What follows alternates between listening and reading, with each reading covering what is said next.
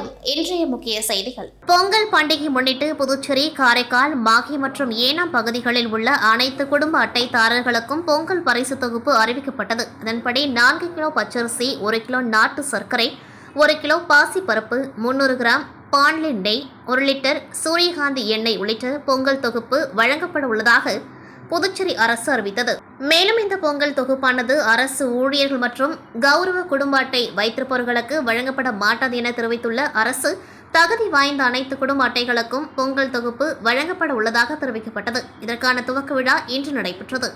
லாஸ்பேட்டையில் நிகழ்வில் கலந்து கொண்ட முதலமைச்சர் ரங்கசாமி பொங்கல் தொகுப்புகளை பயனாளிகளுக்கு வழங்கி துவக்கி வைத்தார். இந்த நிகழ்ச்சியில் சபாநாயகர் செல்வம், அமைச்சர்கள் திருமுருகன், லட்சுமி நாராயணன் உள்ளிட்ட சட்டமன்ற உறுப்பினர்கள், அரசு துறை அதிகாரிகள் கலந்து கொண்டார்கள். பொங்கல் தொகுப்பானது புதுச்சேரி கூட்டுறவு நிறுவனமான கான்பெட் நிறுவனம் மூலம் கொள்முதல் செய்யப்பட்டு அனைத்து நியாய விலை கடைகள் மூலம் இன்று முதல் விநியோகம் செய்யப்பட உள்ளதாகவும் தெரிவிக்கப்பட்டுள்ளது. திராவிட முன்னேற்றக் கழகம் இந்து மக்களுக்கு எதிரானவர்கள் என புதுச்சேரியில் நடைபெற்ற பாஜக அனைத்து பிரிவு நிர்வாகிகள் கூட்டத்தில் தமிழ்நாடு பாஜகவின் துணைத் தலைவர் குஷ்பு பேசியுள்ளார். மேலும் புதுச்சேரியில் எதிர்வரும் சட்டமன்ற தேர்தலில் காங்கிரஸ், திமுக சார்பில் போட்டியிடும் வேட்பாளர்கள் டெபாசிட் பெற மாட்டார்கள் என்றும் மத்திய அமைச்சர் கிஷன் ரெட்டி தெரிவித்துள்ளார்.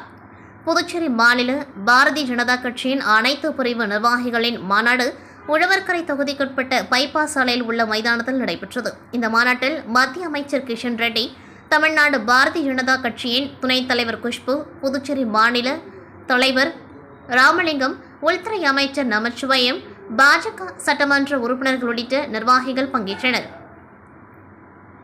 இக்கூட்டத்தில் பங்கேற்ற நிர்வாகிகளிடையே பேசிய மத்திய அமைச்சர் கிஷன் ரெட்டி, புதுச்சேரி மாநிலத்தில் சுற்றுலாத்துறை மற்றும் விவசாயத்துறை மேம்படுத்தப்படும் என பிரதமர் உறுதியளித்துள்ளார்.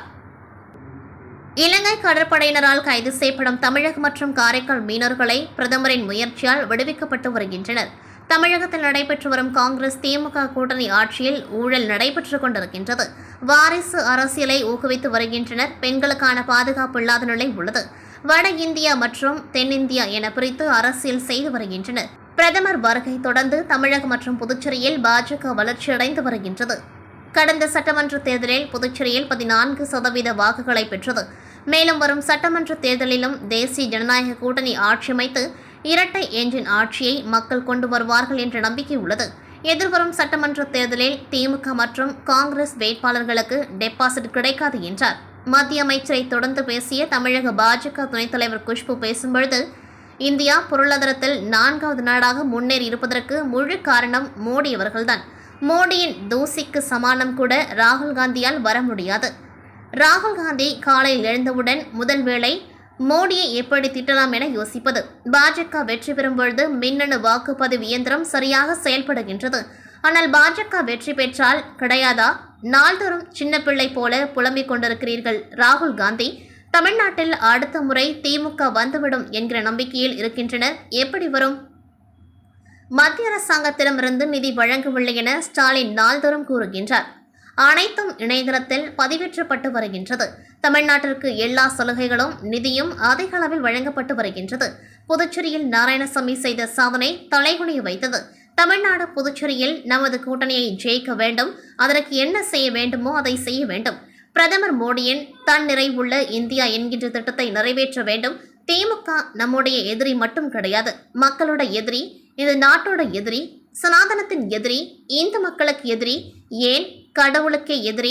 தமிழ்நாட்டில் போதைப் பொருட்கள் மிகுதியாக நடமாடுகிறது. போதைப் பொருட்களால் வன்முறை அதிகரித்து வருகின்றது. திருப்பரங்குன்றத்தில் முதல் 2 நாள் நாம் பேசினோம். அதற்கு பிறகு ஏன் நாம் பேசவில்லை? தெருவில் இறங்கி போராட வேண்டும். கடந்த 12 வருடங்களாக இந்தியா எந்த அளவிற்கு முன்னேறி வருகின்றது என்பதை உலகம் அறியும். காவி துணி கழுத்தில் இருக்கும் வரை போராட வேண்டும். நெத்தியடி கொடுக்க வேண்டும். திருப்பரங்குன்றத்தில் முதல் 2 நாள் நாம் பேசினோம். அதற்கு பிறகு ஏன் நாம் பேசவில்லை? தெருவில் இறங்கி போராட வேண்டும். சொடக்கு போட்டு சொல்லுங்கள், தாமரை மலரும் எனவும் வரும் தேர்தலில் தமிழ்நாடு, புதுச்சேரியில் பாஜக ஆட்சியை பிடிக்கும் என்று குஷ்பு நம்பிக்கை தெரிவித்துள்ளார்.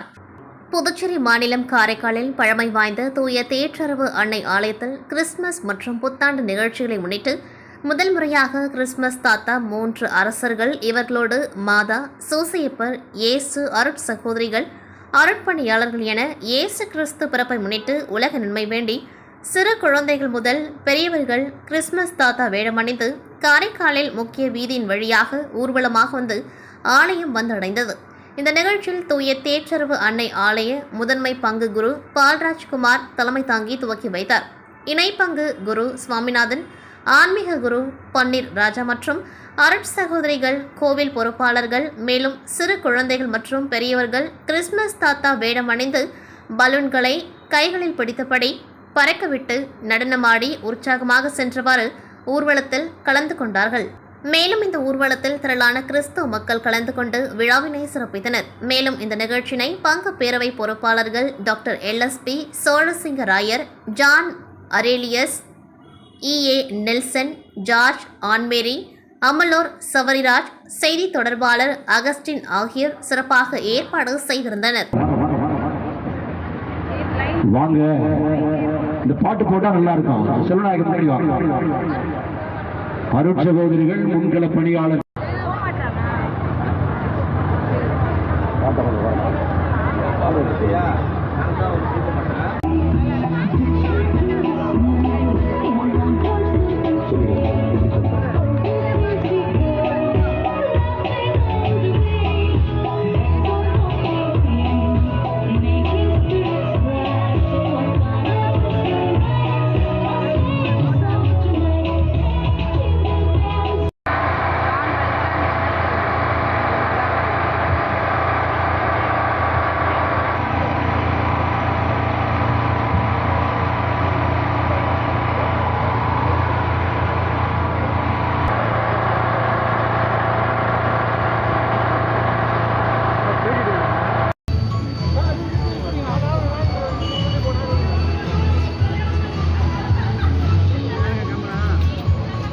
இந்த நேரத்தில் தெரிவித்திருக்கிறோம்.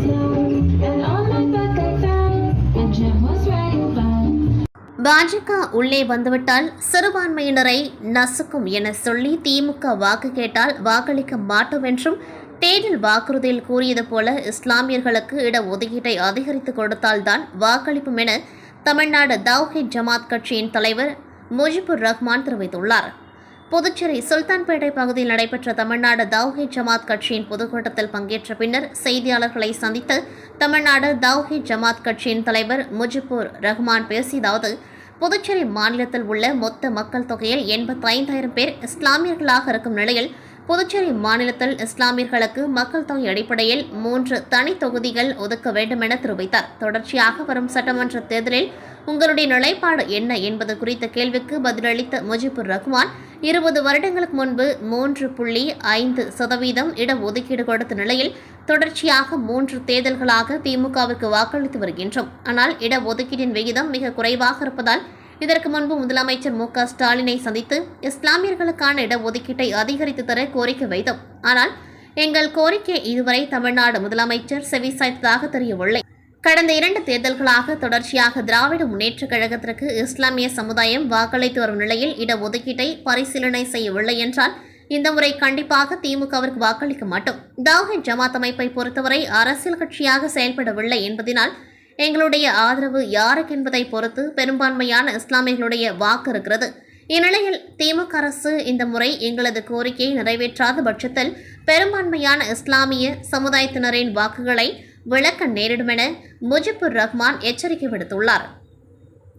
பாஜக ஆட்சிக்கு வந்தால் இஸ்லாமியர்கள் பாதிக்கப்படுவார்கள் என கூறி திமுக மீண்டும் ஆட்சிக்கு வர முடியாது. பாஜகவின் ஆட்சி சிறுபான்மையினருக்கு பாதுகாப்பு இல்லாமல் இருக்கும் என்பது உண்மைதான்.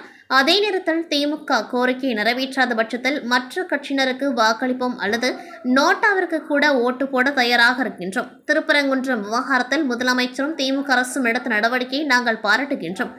அதே நேரத்தில் திருப்பரங்குன்றம் விவகாரத்தை வைத்து வாக்கு கேட்டு விடலாம் என நினைத்தால் தக்க பதிலடி கொடுப்போம் என்றார். உழவர்கரை தொகுதியைச் சேர்ந்த லட்சிய ஜனநாயக கட்சி மாநில மகளிர் அணி தலைவி பிரபாதேவி அவர்கள் தொகுதி முழுவதும் ஏழை எளிய மக்களுக்கும் தொகுதி மக்களுக்கும் பள்ளி மாணவ மாணவிகளுக்கும் பல்வேறு நலத்திட்ட உதவிகளை செய்து வருகின்றார். அந்த வகையில் லட்சிய ஜனநாயக கட்சி தலைவர் ஜோஸ் சார்லஸ் மார்டின் அவர்களின் ஆலோசனைப்படி லட்சிய ஜனநாயக கட்சி மாநில மகளிரணி தலைவி பிரபாதேவி அவர்கள் ரெட்டியார்பாளையத்தில் உள்ள இமாக்குலேட் ஆர்ட் ஆஃப் மேரி அரசு உதவி பெறும் பள்ளியில் பயிலும் மாணவ மாணவிகள் 500 பேருக்கு சில்வர் டம்ளர் மற்றும் பிஸ்கட் வழங்கினார். இதனை பெற்றுக்கொண்ட மாணவ மாணவிகள் லட்சிய ஜனநாயக கட்சி மகளிர் அணி தலைவி பிரபாதேவிக்கு நன்றி தெரிவித்தனர். தொடர்ந்து பள்ளி ஊழியர்களிடம் பள்ளி மாணவர்களுக்காக 50 கிலோ சர்க்கரை வழங்கினர். இதனை பள்ளியில் பணிபுரியும் ஆசிரியர்கள் மற்றும் ஊழியர்கள் பெற்றுக்கொண்டு நன்றி தெரிவித்தனர்.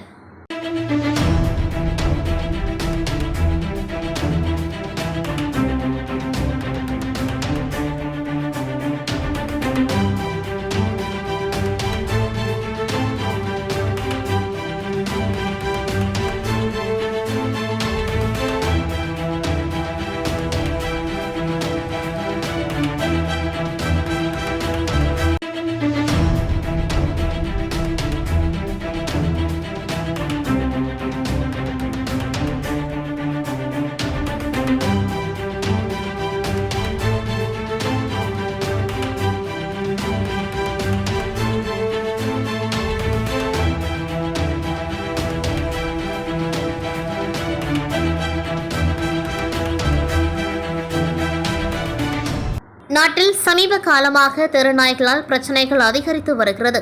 வளர்ப்பு பிராணிகள் மற்றும் தெருநாய்களை முற்றிலும் அழிக்க வேண்டுமென பல்வேறு தரப்பினர் கோரிக்கை வைத்தாலும் நாய் இனத்தை பாதுகாக்க வேண்டும் என்றும் மனிதர்களின் சுயநலத்தால் அவற்றின் எண்ணிக்கை பெருகியுள்ளதாக விலங்கு நல ஆர்வலர்கள் பலரும் தெரிவிக்கின்றனர். இந்நிலையில்தான் புதுச்சேரியில் தேசிய விலங்கு நல ஆணையம் மற்றும் வாய்ஸ் ஃபார் வாய்ஸ்லெஸ் அமைப்பினர் நூற்றுக்கணக்கானோர் வளர்ப்பு நாய்கள் மற்றும் தெருநாய்களை பாதுகாக்க வேண்டி பேரணி நடத்தினர்.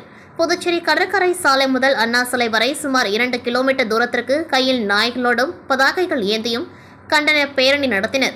குறிப்பாக பிறப்புக்கும் எல்லா உயிர்க்கும் என்கிற குரலை எழுதிய திருவள்ளுவர் வேடத்தில் சிறுவர்கள் பலர் பதாகை அணிந்து பேரணியில் கலந்து கொண்டார்கள்.